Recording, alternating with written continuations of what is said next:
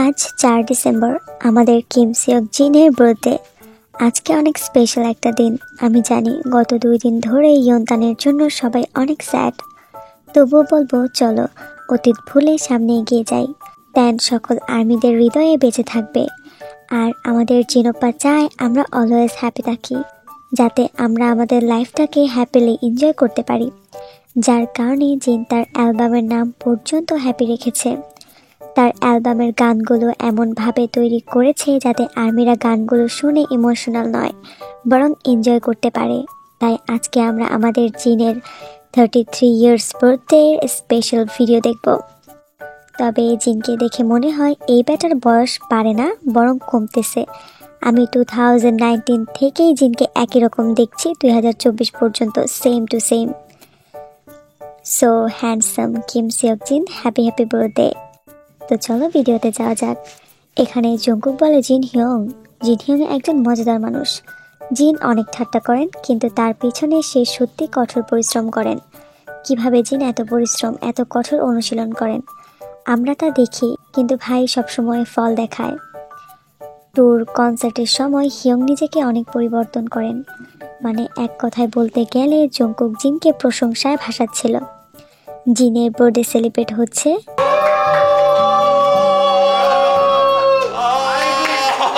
Cooking এর সময় জিনকে চিয়ার আপ করছে। দেখো জিন সবার পরে সে পৌঁছেছে, তাই সবগুলো কিভাবে হ্যাপি তাদের হিয়ংকে জড়িয়ে ধরছে। তাই জিন বলে তোরা বাদরের মতো দৌড়াচ্ছিস কেন। ফেক লাভ শুটিং এর জন্য জিন তৈরি হয়েছে। হবি সিরিয়াসলি অনেক ভালো লাগছে তোমাকে। মানে এক কথায় জেহুব জিনের লুক দেখে এতটাই ইমপ্রেস হয়েছে যে বারবার ছবি তুলছিল। Handsome handsome handsome handsome handsome handsome handsome world wide handsome. হিয়ং এর সাথে কিভাবে দুষ্টুমি করতে হয় এদের থেকে শেখা উচিত।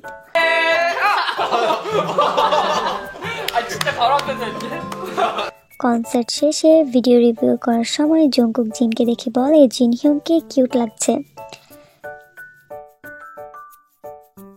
যখন বডির কথা আসে তখন জিন আবার কেন আমাকে। হবি তোমার শোল্ডার অনেক চওড়া। জিনের বিগ শোল্ডারের জন্য এরা যে জিনকে নিয়ে কত মজা করে। থাক অপ্পা, কষ্ট করে লাভ নাই, কারণ আজকে আর তোমার হ্যান্ডসাম ফেসের ছবি একা তুলতে পারবে না। 1 2 3 রাং।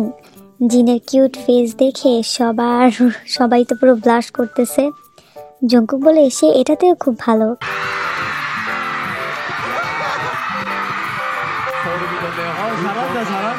জিন বলে তুমি যদি এখন স্ক্রিনের দিকে তাকিয়ে থাকো, আমার শার্টটা একটু ওপেন, একটা সেক্সি লুক তৈরি করছে।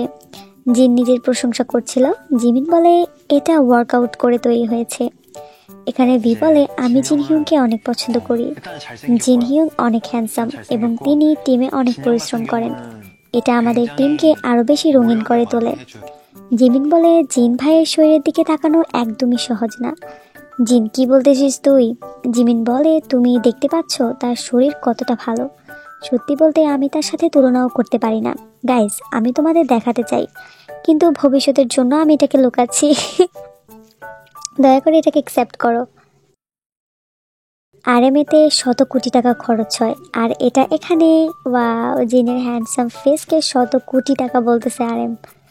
জঙ্কুক আর হবি বলছে তারা টিম কিম সিওক জিনের সাথে খেলতে চায়, কারণ জিন নাকি অনেক পপুলার। এখানে সবাই জিনের নামে টিম বানাতে চায়।